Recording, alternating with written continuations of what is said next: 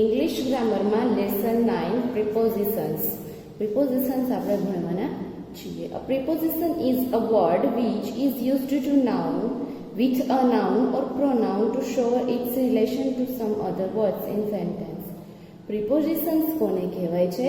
જે નામ અને પ્રોનાઉનની સાથે યુઝ થાય છે. બરાબર છે? બરાબર. શું કહે છે કે a word which is used with a નામની અને પ્રોનાઉનની સાથે થાય છે, વપરાય છે અને એ રિલેશન બતાવે છે, એને કહેવાય છે પ્રિપોઝિશન્સ. જે વાક્યમાં હંમેશા વચ્ચે હોય છે, કોઈક વાર પાછળ પણ હોય છે. બરાબર. એક્ઝામ્પલ જોઈએ. The mouse jumped from the chair and hide under the tree. આ ફ્રોમ ને અંડર શું છે? તો કે પ્રિપોઝિશન્સ છે. The cat set between the two sisters. બે બહેનો વચ્ચે. બિટવીન એટલે શું? વચ્ચે. એટલે એને પ્રિપોઝિશન્સ કહેવાય છે. We should execute the project according to conditions. તો અકોર્ડિંગ ટુ એટલે મત મુજબ. બરાબર. કન્ડિશન્સ મુજબ, નિયમ મુજબ. અકોર્ડિંગ એટલે મુજબ. બરાબર. પ્રોજેક્ટ કરવાનું હોય છે. કાઇન્ડ્સ ઓફ પ્રેપોઝિશન્સ જોઈએ. સિમ્પલ પ્રેપોઝિશન્સમાં આવે at, by, for, from, in, of, on, out, etcetera. આને સિમ્પલ પ્રિપોઝિશન્સ કહેવાય છે. કમ્પાઉન્ડ પ્રિપોઝિશન્સ કોને કહેવાય છે? તો અબાઉટ, અબોવ, અક્રોસ. અબાઉટ એટલે કોઈ વિષય આપણે કહીએ એને અબાઉટ કહેવાય. અબોવ એટલે ઉપર. અક્રોસ એટલે સામેની સાઈડ. અલોંગ અથવા સામે. અલોંગ. અમોંગ એટલે અમોંગસ્ટ. બેનેથ, બિસાઇડ. બિટવીન વચ્ચે. વિધિન થોડીક ક્ષણમાં અથવા થોડુંક. વિધાઉટ વગર, એક્સેટ્રા. ફ્રેશ પ્રપોઝિશન્સ જોઈએ. According to. બરાબર. Along with. હવે જોજો એમાં બધામાં બબે શબ્દ છે. According to, along with, by means of, બે અથવા ત્રણ શબ્દ, in order to, in spite of, in course of. બરાબર છે. તો આ બધા શું છે? પ્રેપોઝિશન્સ છે. હવે તમે અહીંયા બેનેથ જુઓ છો. બેનેથ એટલે શું? તો કે નીચે. બરાબર. બેનેથને છે ને તમારી નીચે, એને બેનેથ કહેવાય છે. ઇનસ્પાઇટ ઓફ આવે છે એમાં. ઇનસ્પાઇટ ઓફ છે. ઇનસ્પાઇટ ઓફ એટલે શું? તેમ છતાં પણ. ઇનસ્પાઇટ ઓફ નો શબ્દ મિનિંગ થાય છે તેમ છતાં પણ. બરાબર છે. આ નવા શબ્દો હતા એટલે આપણે થોડા જોયા. બરાબર છે. એના પછી આપણે જોઈએ relation expressed by preposition. Prepositions express place. Relation બતાવે છે એમાં. પ્લેસ, ડિરેક્શન એટલે દિશા. પ્લેસ એટલે જગ્યા. ટાઈમ એટલે સમય. મેનર એટલે શિસ્તતા અથવા શિસ્ત. પોઝિશન એટલે બરાબર. પોઝિશન એટલે શું? કે જે કોઈ આપણે લખીએ છીએ તો તમને એમ કે ભાઈ લખવાની પોઝિશનમાં રહ્યો એટલે તમારો ફોટો પાડીએ. અથવા તો તમે આમ કંઈક વાંચતા હોય એવો આપણે ફોટો પાડીએ, એને પોઝિશન કહેવાય, એક્સેટ્રા. બરાબર. Place. The cat sat on the mat. હવે પોઝિશન એટલે શું? પ્લેસ એટલે શું? તો કે જગ્યા બતાવે છે કે ભાઈ ક્યાં હશે. તો બિલાડી મેટ ઉપર બેઠી છે. Neena is in the kitchen. Neena રસોડામાં છે. તો એ જે ઇન, ઓન, અંડર જે એટ છે એ બધા પ્લેસમાં આવે છે. ડિરેક્શન એટલે શું? તો કે દિશા બતાવે છે. The cat went toward the mat. બિલાડી શું કહે છે કે મેટ એટલે ચટાઈ પરથી જાય છે, ગઈ છે અથવા જાય છે. Yes we walked across the street.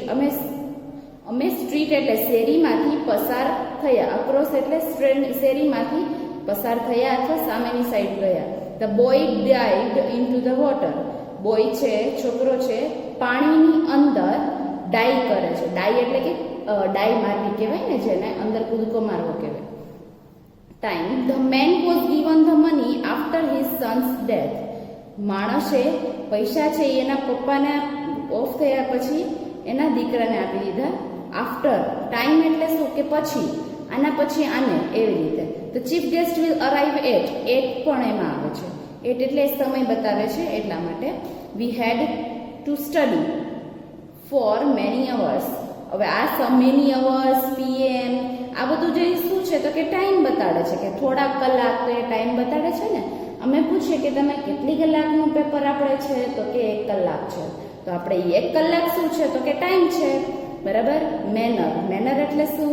શિસ્તતા. The soldier fought with great courage. With, in, by આ બધા શું છે? રિલેશન એક્સપ્રેસ્ડ પ્રિપોઝિશન્સ છે. પોઝિશન એટલે જોઈએ the dog is near the sofa. Near the sofa A position છે. The two squirrels are under the tree. Under, between, near આ બધા શું છે? પોઝિશન છે. ઓકે, તો હવે આપણે એક્સરસાઇઝ જોઈશું. એ પહેલા એક સી હજી આપણે બાકી રહી ગયું છે એ વાંચી લઈએ અને સમજી લઈએ.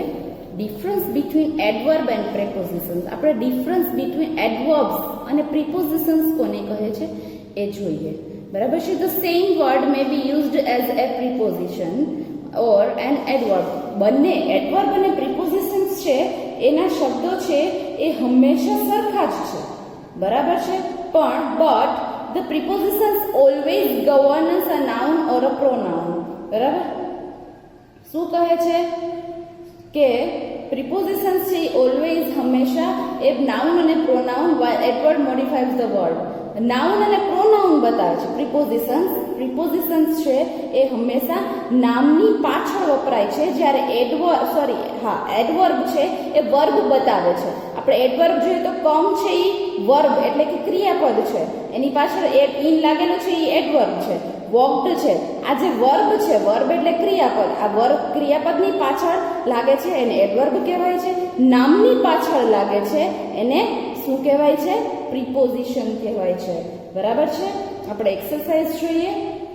એક્સરસાઇઝમાં શું આપેલું છે તો કે એક્સરસાઇઝમાં unfortunately the arrogant man was never ashamed of his conduct. બરાબર. The millionaires built a beautiful mansion. millionaires એટલે ખૂબ પૈસાવાળા લોકોએ બ્યુટીફુલ મેન્શન એટલે બહુ મોટું સુંદર ઘર બનાવ્યું. ખાલી જગ્યા લેક એટલે કે તળાવ પાસે, તો beside lake, બરાબર છે.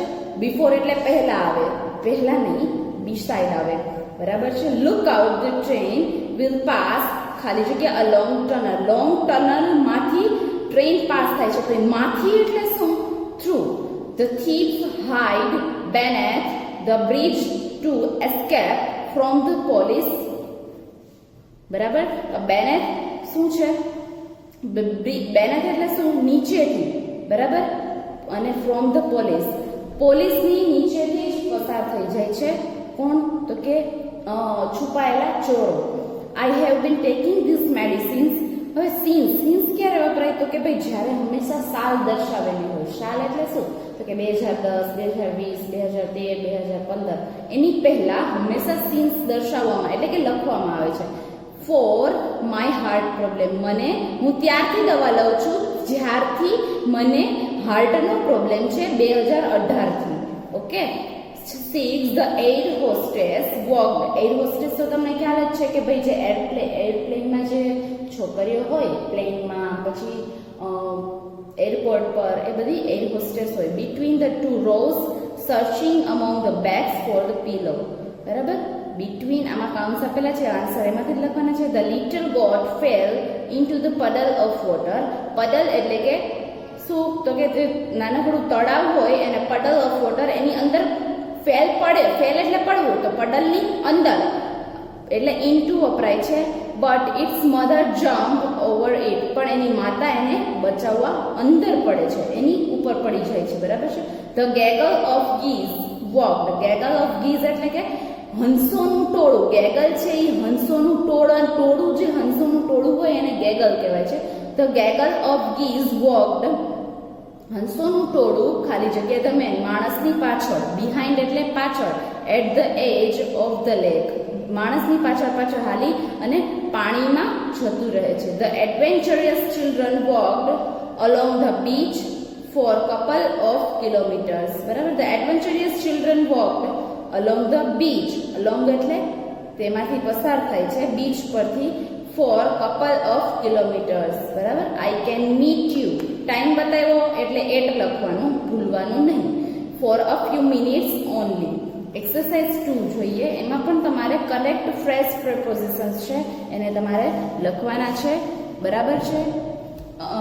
Fire use the refuge area on the 9th floor in case of fire. In case of એટલે કે fire use the refuge area in the 9th floor એટલે શું કહે છે કે ભાઈ આગ લાગે ક્યારે. ઇન કેસ ઓફ એટલે ક્યારેક જો આગ લાગે, આપણે બોલીએ ને ક્યારેક, એટલે કે in case of fire use the refuge area on the 9th floor. બરાબર. એના પછી આપણે બીજું જોઈએ. You will have to do the job according to the terms and conditions of your agreement. તમારે આ જોબને ટર્મ્સ અને કન્ડિશન્સ એટલે કે નિયમો પ્રમાણે એનું એગ્રીમેન્ટ તૈયાર કરવાનું છે. તો એ નિયમ પ્રમાણે અકોર્ડિંગ ટુ, પ્રમાણે એટલે according to. The little girl was terribly afraid of lizards. Lizards એટલે કે ગરોળી. તો નાનકડી છોકરી afraid of એટલે ડરવું, ગરોળીથી ડરે છે. The cricket match was delayed indefinitely because of the rain. હવે ક્રિકેટ મેચ છે, મેચ એટલે શું ખબર જ છે બધાને. ક્રિકેટ મેચ છે ઈ વરસાદને કારણે એટલે because of the rain. બરાબર છે. ખાલી જગ્યા a few scratches. The car was fine after the accident. Apart from a few. બરાબર. apart from a few scratches. scratches તો ખબર જ છે બધાને. scratches કોને કહેવાય છે? તો apart of એટલે શું કહેવાય ખબર છે કોઈને? તો કે apart from એટલે કે સિવાય. શું કહે છે એને શું કહેવાય? સિવાય. a few scratches સિવાયની આખી કાર એક્સિડન્ટમાં પણ સારી હતી. બરાબર છે. એક્સિડન્ટમાં આખી કાર સ્ક્રેચીસ થઈ ગયા હતા. બરાબર છે. શું કહે છે? કેન યુ સીટ, ખાલી જગ્યા me for a few minute please. શું તું મારી બાજુમાં બેસીશ થોડીક વાર? બરાબર. તો એને નેક્સ્ટ ટુ, નિયર નથી આપેલું તો નિયર પણ ચાલે, પણ જો તમને નિયર નથી આપેલું તો નેક્સ્ટ ટુ. બરાબર છે. ધ વિચ સ્ટૂડ, ખાલી જગ્યા the magic mirror asking questions in front of એટલે અરીસાની સામે. બરાબર છે. અરીસાની સામે વિચ બેઠી છે. વિચ એટલે શું ખબર છે કોઈને? વિચ એટલે શું કોઈને ખબર છે?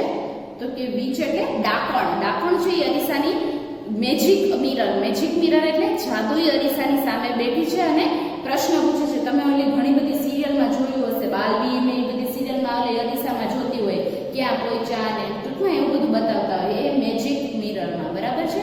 આપણે એક્સરસાઇઝ 3 જોઈએ. The paragraph given below is incomplete for the writer is not sure of the prepositions. prepositions વડે એની ખાલી જગ્યા પૂરવાની છે અને ઉપર તમને કાઉન્ટ્સ આપેલા છે. According to Snowball the cat, Bruno the dog was useless. બરાબર છે. However, the sake of peace, Snowball tolerated him in order to maintain her in the family. Snowball, હવે આમાં જે દરેક શબ્દ ઉપયોગ કરેલા છે એને તમારે ખાલી જગ્યામાં પણ લખવાના છે. બરાબર છે. એમિડિસ્ટ એટલે શું થાય ખ્યાલ છે કોઈને? એમિડિસ્ટ એટલે શું થાય છે? તો આ વાર્તામાં હવે આગળ તો આપણે ઘણા શબ્દો ભણી ગયા, પણ હવે અમુક શબ્દો જે નવા આવે છે એ શું થાય છે એનો મીનિંગ પણ તમને ખબર હોવો જોઈએ. એમિડિસ્ટ એટલે કે વચ્ચે. અમુક શબ્દ આપણને વચ્ચેમાં ખાલી ખબર શું હોય તો કે બિટવીન હોય, પણ Snowball often said amidst the humans purely loudly. તો amidst એટલે હ્યુમન્સ એટલે માણસોની વચ્ચે બેઠો હોય છે Snowball. બરાબર છે. પછી જોઈએ in addition to this she also rubbed herself એટલે કે પોતાના હાથને એકદમ ઘસે છે against their legs. બરાબર છે. because of this friendly behavior. બરાબર. she was allowed to go inside the kitchen. તેને allowed to એટલે કે હા પાડે છે. allow એટલે શું કે હા પાડવી. બરાબર. અથવા ના પાડે. allow એટલે મીન્સ હા જ પાડવી થાય છે. બરાબર. કિચનની બહાર જવા માટે have sit beside the baby and roll among the pillows on the bed. poor Bruno in spite of. હવે in spite of પણ નવો શબ્દ છે. તો in spite of શું થાય? in spite of એટલે કે શું થાય? in spite of એટલે તેમ છતાં પણ. આપણે હમણાં જ પણ જોઈ ગયા હતા. in spite of એટલે તેમ છતાં પણ. he is wagging પણ નવો શબ્દ છે. wagging એટલે શું? વેગિંગ એટલે શું થાય? તો કે પૂંછડી હલાવે ને એને વેગિંગ કહેવાય છે. વેગિંગ ટેલ, બરાબર છે. વેગિંગ ટેલ એટલે પૂંછડી હલાવી, and gushing friendliness he was pushed outside. Outside એટલે બહારની તરફ. ધ બેબી એન્ટ્રોલ અમોંગ, બરાબર. The pillows on the bed, આ તો બોલી ગયા. The house and not allowed near the baby, બરાબર. અમુક શબ્દો હજી તમને ખાલી જગ્યામાં ખબર ન પડે કે ભાઈ ક્યાં લખવા, તો કાંઈ વાંધો નહીં, એ પણ આપણે શીખી જઈશું. પણ આપણે આ ખાલી જગ્યા કરતા આ ખાલી જગ્યા પર બધું ધ્યાન આપવાનું છે. Snowball often wondered why in place of a dog around the house together hidden beneath વચ્ચે, બરાબર. and the sofa and behind the curtains, behind એટલે પાછળ, along the lake that was in front of the house may be biting off એટલે શું? By ડીન્ટ of એટલે શું કોઈને ખ્યાલ નહીં હોય તો બાય ડીન્ટ ઓફ એટલે કે શું થશે? દ્વારા. બાય ડીન્ટ ઓફ એટલે દ્વારા. બાય ડીન્ટ ઓફ એટલે દ્વારા થાય. બાય એટલે પણ દ્વારા થાય. Perseverance and hard work she would make the family get another cat, બરાબર છે. આ વાર્તા તો તમને સમજાવી અઘરી નથી, પણ તમારે પહેલા ખાલી જગ્યામાં કયા શબ્દોને ક્યાં મૂકવા એ સમજવું જરૂરી છે, બરાબર છે. પણ તમારે સૌથી પહેલા તો જો આ જ ખાલી જગ્યા કે કયા શબ્દ કયા વાક્યમાં શું મૂકવું તમને કાઉન્ટ્સ આપેલા હોય તો લખવું થોડુંક ઈઝી પડે, પણ તમારે થોડુંક વાંચવું પડે છે, બરાબર છે. એના માટે હવે આપણે સમજાઈ ગયું હોય તો બધાએ પ્રેપોઝિશન્સનું જે ફર્સ્ટ પેજ કદાચ ન સમજાય તો આને તમારે નિયમોને વાંચી લેશો તો પ્રેપોઝિશન્સ સાવ સહેલા છે. આપણા લેવલ પર આપણે પ્રેપોઝિશન્સ પૂછશું, પણ આપણા લેવલ પર થોડુંક બરાબર છે. Okay, bye bye.